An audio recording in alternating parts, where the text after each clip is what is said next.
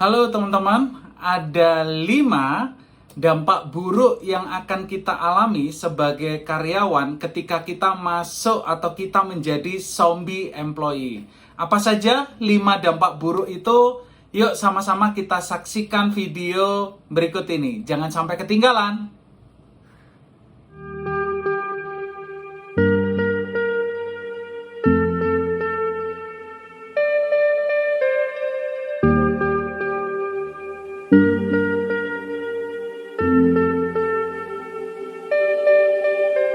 Halo teman-teman semua, selamat pagi, siang, sore, dan selamat malam untuk semua teman-teman yang sedang menyaksikan video ini. Terima kasih tetap hadir di video ini bersama YouTube-nya Mika. Kita belajar dan bertumbuh sama-sama, dan masih dengan topik yang sama, kita membahas tentang zombie employee.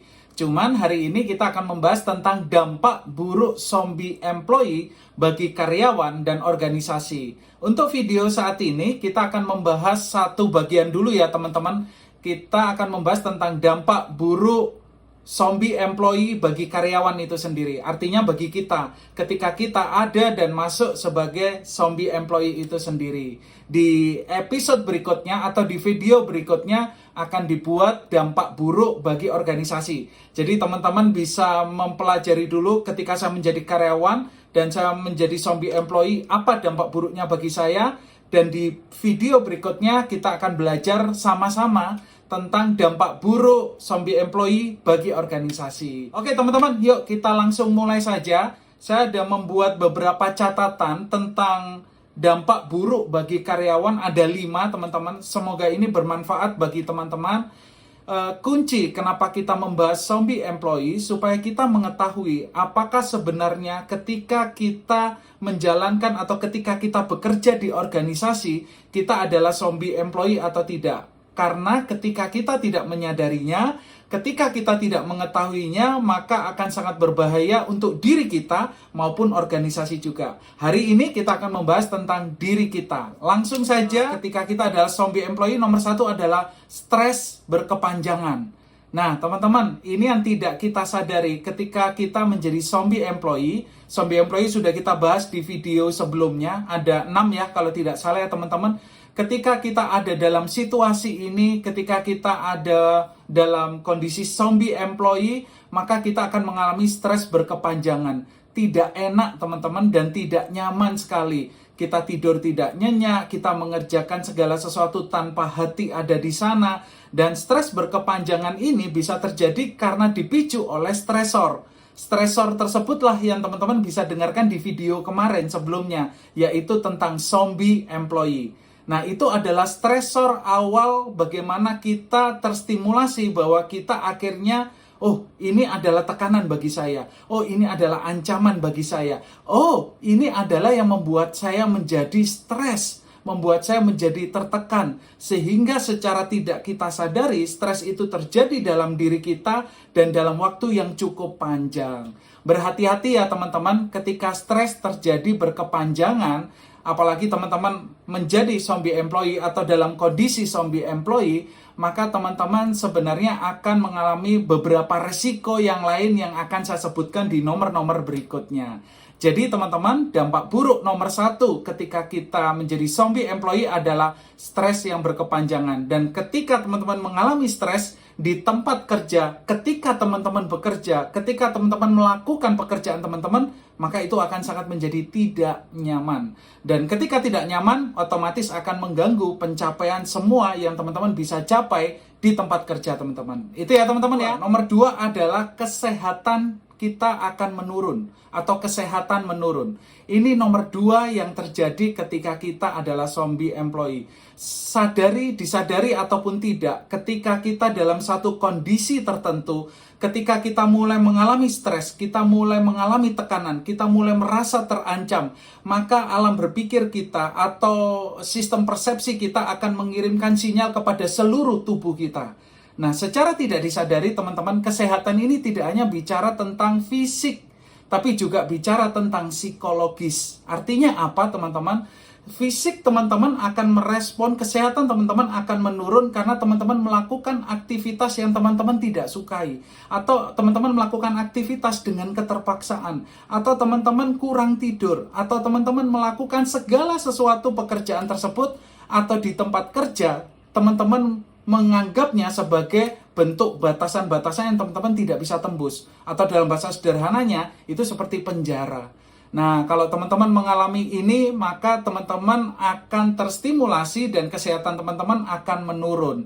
Tidak hanya fisik, ingat teman-teman, tapi juga psikologis. Kenapa Kak Mika kok bisa psikologis? Karena semua berawal dari pikiran kita. Ketika pikiran kita menjadi tidak nyaman, ketika pikiran kita menjadi merasa bahwa saya tidak memiliki kebebasan dalam mencapai apa yang saya inginkan, ketika pikiran kita sudah mulai memimpin pada hal-hal yang tidak produktif, bahkan pikiran negatif, maka psikologis kita akan menjadi menurun dan psikologis kita akan menjadi tidak sehat secara mental. Dan itu akan terkoneksi dengan kesehatan secara fisik. Itu ya teman-teman ya. Nomor 2, kesehatan kita akan menurun. Dampak buruk ketika kita adalah zombie employee sebagai karyawan.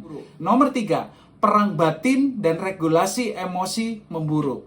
Ini yang sangat penting yang terkadang kita lewatkan teman-teman, tidak kita sadari ketika kita tidak senang di tempat kerja tersebut, ketika kita tidak bisa melakukan pekerjaan kita dengan maksimal, ketika kita adalah zombie employee dengan definisinya yang ada di video sebelumnya, maka kita akan mengalami perang batin. Apa artinya perang batin? Kita tidak merasakan kenyamanan, kita tidak merasakan kedamaian, kita tidak merasakan kebahagiaan di dalam diri kita ketika kita ada dan bekerja di tempat tersebut, atau ketika kita melakukan pekerjaan tersebut. Kedamaian, ketidakbahagiaan ini tidak didapatkan dan itu mendominasi seluruh kehidupan teman-teman, sehingga teman-teman sampai di satu titik mengalami perang batin. Dan tidak hanya perang batin, ini juga bisa merusak regulasi emosi teman-teman yang pada akhirnya akan terjun bebas dan memburuk. Apa maksudnya regulasi emosi? Teman-teman jadi uring-uringan, tiba-tiba menjadi pemarah, tiba-tiba teman-teman menjadi pendiam, seakan-akan tidak ada apa-apa, tapi ketika pulang teman-teman bisa ngedumel sendiri. Tidak hanya ngedumel, teman-teman juga bisa sampai dengan mimpi buruk. Ketika tidur terlelap, tapi tidur itu tidak nyenyak, teman-teman bermimpi tempat kerjaan teman-teman, dan teman-teman merasa seperti dikejar-kejar, teman-teman merasa stressful, teman-teman merasa tidak nyaman. Bahkan tidak jarang ini tidak hanya dibawa ke unconsciousness atau ketidaksadaran, tapi juga sudah muncul dalam bentuk-bentuk perilaku emosi yang tidak produktif. Lihat ya teman-teman, ketika kita menjadi zombie employee, dampak buruk bagi kita sendiri sebagai karyawan akan lebih dominan dan lebih banyak membuat kegiatan kita, aktivitas kita, pencapaian kita, bahkan perilaku kita menjadi tidak produktif. Nomor 4 adalah sering izin sakit atau cuti menghindari pekerjaan atau kantor. Nah, ini adalah dampak buruk yang sering terjadi ketika kita zombie employee. Tidak disadari karena kita nggak nyaman, karena kita ada dalam kondisi zombie employee, dan kita merasa bahwa pekerjaan ini nggak gue banget, atau hati saya menjadi tidak damai, atau saya merasa lelah tapi nggak pernah sampai ke ujung kemana yang saya ingin capai, atau saya merasa tidak ada emosi apapun, atau merasa saya kosong, sehingga teman-teman akan masuk ke angka keempat. Apa itu angka keempat? Angka keempat adalah teman-teman akan sering izin untuk meninggalkan tempat kerja atau bahkan cuti tanpa alasan untuk menghindari pekerjaan atau kantor tersebut. Disadari atau tidak, ketika teman-teman merasa tidak nyaman, maka teman-teman akan lebih dominan untuk mencari alasan supaya tidak hadir di tempat kerja tersebut. Kenapa Kak Mika kok seperti itu? Karena nggak nyaman. Kenapa kok bisa nggak nyaman? Karena tidak ada tujuan hidup di situ yang teman-teman miliki. Kenapa kok bisa tidak ada tujuan hidup? Karena sejak awal ada satu pertentangan antara apa yang diharapkan dengan kenyataan. Dan apa yang diharapkan dengan kenyataan ini ketika sudah menjadi berbeda, tidak segera diselesaikan, maka di nomor 4 saya mencatat teman-teman akan sering izin sakit, meskipun tidak sakit, atau cuti menghindari pekerjaan atau kantor itu sendiri. Jangan ya teman-teman ya, kalau teman-teman sering izin sakit, bukan karena sakit ya, yang tahu adalah diri kita sendiri, yang tahu adalah teman-teman sendiri, yang tahu adalah saya, yang tahu adalah siapapun yang mendengarkan di sini. Ketika teman-teman sering izin sakit, padahal tidak sakit, atau teman-teman sering mengajukan cuti, padahal tidak ada alasan yang memang perlu diambil untuk cuti, apalagi alasannya adalah untuk menghindari pekerjaan tersebut atau bahkan kantor, situasi kantor yang ada di mana tempat kita bekerja, maka teman-teman sebenarnya sedang mengalami dampak buruk dalam akibat karena kita masuk dalam zombie employee itu sendiri. Teman-teman, terkadang kita butuh istirahat, terkadang kita memang butuh rest, dan kita perlu mengambil cuti itu, atau kita fokus karena memang kita ingin mencapai sesuatu yang terkait dengan well-being kita, tapi tetap ada tujuannya. Tapi ketika teman-teman mengambil cuti tanpa alasan, artinya ya udah aku pengen cuti aja, biarin kerjaannya, biarin kayak mau apa, ya udah aku tinggalin aja tanpa aku, ya kita lihat apa yang terjadi sama mereka. Teman-teman ada dalam zombie employee dan teman-teman sedang mengalami dampak buruknya. Karena ketika teman-teman sering izin sakit ataupun teman-teman sering mengajukan cuti bahkan tanpa alasan hanya untuk menghindari, sesungguhnya teman-teman sedang berlari. Berlari apa? Berlari untuk menghindar. Kenapa untuk menghindar? Supaya teman-teman merasakan kenyamanan sesaat yang saat itu teman-teman dapatkan. Tapi apakah masalah itu akan pergi atau hilang? No.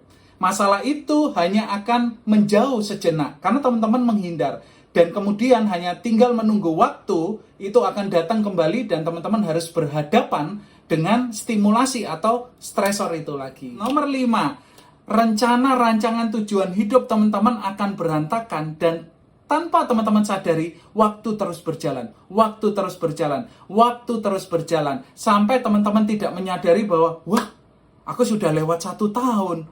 Wah, aku sudah lewat 2 tahun. Wah, aku sudah lewat 3 tahun. Dan aku tidak menjadi siapapun selain aku hanya memikirkan stres.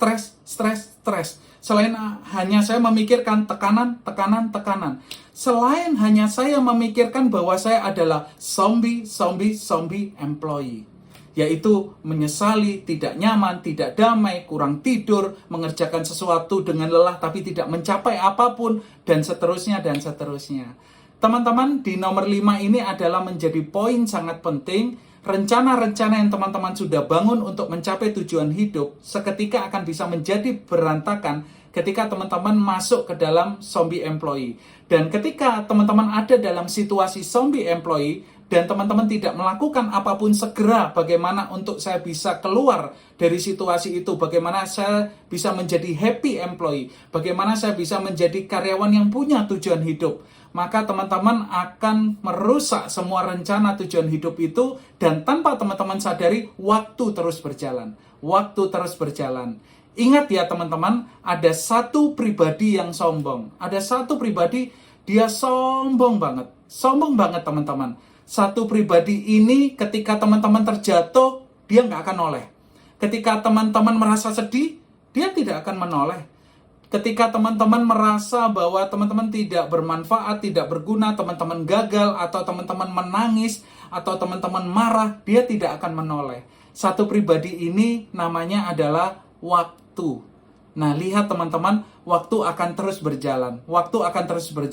Dia tidak akan mundur sedetik pun. Dia tidak akan menoleh. Meskipun teman-teman menangis, meskipun teman-teman marah, meskipun teman-teman mengeluarkan semua emosi negatif, dia tidak akan menoleh dan mundur untuk menemani kita. Karena waktu akan berjalan terus. Untuk itu teman-teman, kita manage waktu kita, tentukan tujuan hidup kita, tapi jangan lupa, ketika menentukan tujuan hidup itu bukan hanya tentang karir. Itu bukan hanya tentang saya harus melakukan A, B, C, D yang sifatnya sistematis. No. Tapi yang paling penting ketika kita menentukan tujuan hidup, kita harus bisa memastikan bahwa diri kita bahagia. Bahwa kita juga bisa rest, menikmati setiap perjalanan kita. Ketika teman-teman menentukan tujuan hidup dan teman-teman tidak bisa menikmati setiap prosesnya, maka itu akan menjadi big question. Itu akan menjadi tanda tanya besar. Kenapa kita menentukan tujuan hidup, tapi kita tidak bisa menikmati setiap perjalanan dan prosesnya? Itu nomor 5 ya teman-teman. Semoga bermanfaat. Dampak buruk bagi karyawan. ketika kita zombie employee. Jadi ketika teman-teman sudah merasakan atau bisa melihat bahwa wah aku zombie employee ini, saya harus segera bangkit, segera menyadari here and now dan mengambil keputusan untuk saya bisa keluar tidak menjadi zombie employee. Dan tidak hanya itu, jangan sampai kita sampai kepada dampak buruk 5 yang tadi saya sebutkan di awal. Sehingga kita tidak perlu melewati 5 hal tersebut dan kita tetap bisa mencapai tujuan hidup kita tetap bisa menjadi karyawan yang bahagia, bahkan bukan hanya karyawan, tapi kita juga bisa mencetak atau mencapai mimpi kita dengan menciptakan lapangan kerja tersendiri atau bisnis tersendiri, atau apapun yang teman-teman inginkan, sehingga teman-teman bisa sampai di tempat tujuan hidup kita dengan bahagia, dengan sehat, dan jangan lupa juga teman-teman juga merasakan keseimbangan antara apa yang diharapkan dengan kenyataan. Oke, itu aja teman-teman, semoga bermanfaat. Ingat, ini masih pandemi, selalu tidak bosan saya ingatkan, gunakan masker, jaga jarak, dan jangan lupa jaga pikiran kita. Ayo sama-sama kita bertumbuh dalam informasi yang positif, belajar dalam lingkungan yang positif, dan memberikan energi positif kita di sekitar kita, supaya banyak lingkaran positif yang hidup dan ada dan bertumbuh di antara kita. Terima kasih teman-teman semua, sampai ketemu di video berikutnya. See you guys!